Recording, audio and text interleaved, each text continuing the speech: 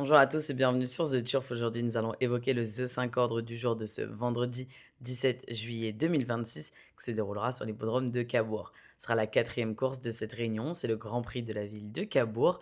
Nous sommes sur une distance de 2750 mètres à parcourir et elle est réservée exclusivement aux 5 à 11 ans inclus n'ayant pas gagné 525 000 euros avec un recul de 25 mètres à 265 000 euros. Il y aura 13 partants à prendre part dans cette épreuve et un départ initialement prévu pour 20h15.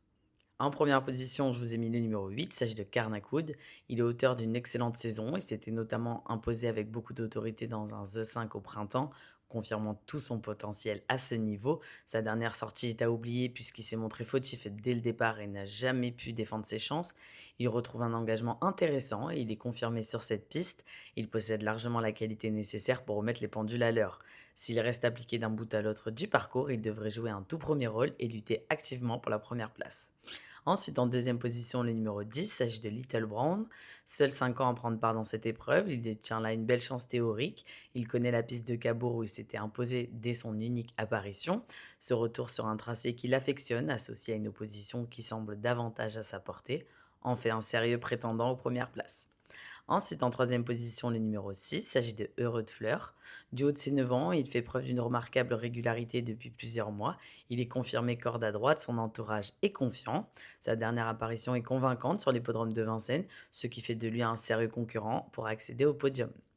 Ensuite, en quatrième position, le numéro 5 s'agit de Cano.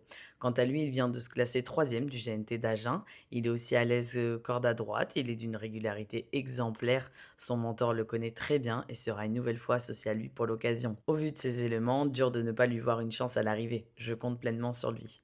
Ensuite, en cinquième position, le numéro 2, il s'agit de Joker Gemma. Ce super cheval de 7 ans vient de s'imposer sur l'hippodrome de Vichy, ce qui démontre sa forme actuelle. Il sera présenté en mode course et s'il répète sa dernière apparition, il aura son mot à dire. Malgré qu'il monte légèrement de catégorie, il est confirmé à Cabourg, je compte sur lui également.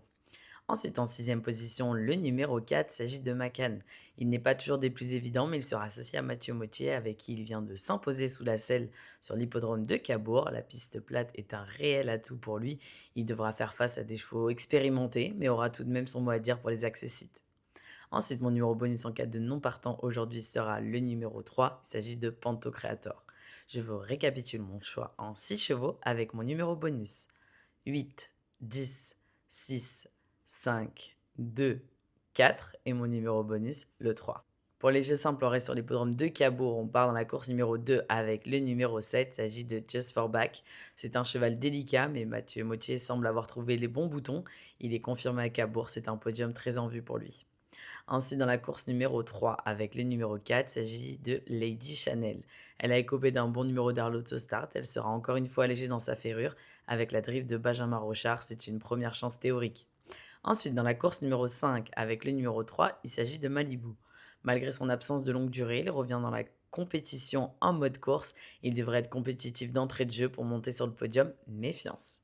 Demain, vous retrouverez Hugo Caro pour le The 5 ordre d'Anguin. Quant à nous, on se retrouve le mercredi 22 juillet pour Anguin également. N'oubliez pas de vous abonner à la chaîne The Turf en activant la cloche pour ne rien louper. N'oubliez pas aussi de télécharger l'application The Turf pour jouer et profiter de toutes ces nouvelles fonctionnalités. N'oubliez pas également les mentions légales et le jeu responsable qui s'afficheront toujours sur votre écran. Et quant à moi, il ne me reste plus qu'à vous souhaiter à tous bonne chance.